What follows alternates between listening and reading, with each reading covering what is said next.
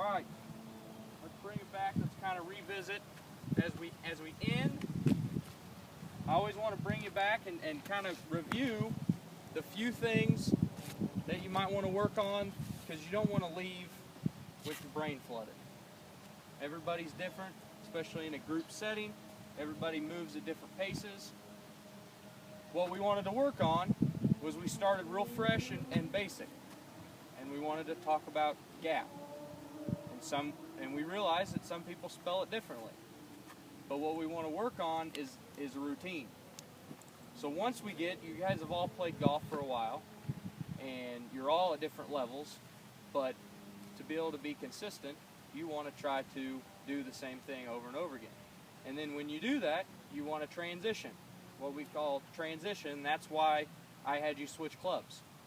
So a basic golf lesson kind of starts with 7-iron, and then we might do the next lesson with the driver. But somewhere in there, we got to transition so your brain thinks, all right, I got to change my feet. I got to change or the 6-footer.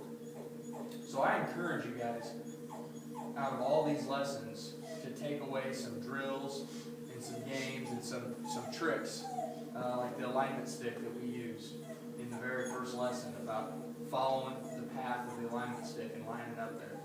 Those are going to make you more consistent. And I think most of you, that's what you're looking for.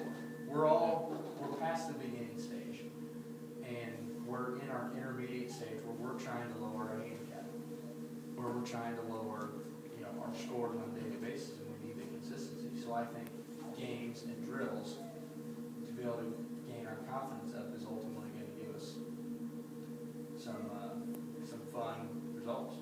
So come to me whenever you want to do games, something new to try on the range, something new to try in your practice routine, gearing up for a tournament. We talk about our pre-shot routine, our in-swing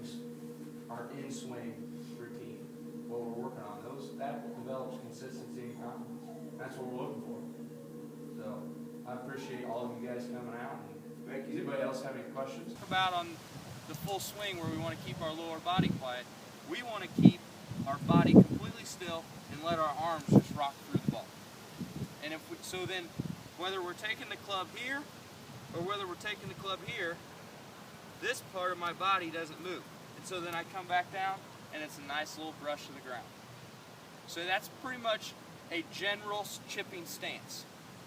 When you're pitching, when you're trying to get that ball lower to the ground quicker, you might move the ball more towards the back, because we're not trying to get the ball in the air. So we're trying to hit it first, get it low, just like if you're punching from underneath a tree.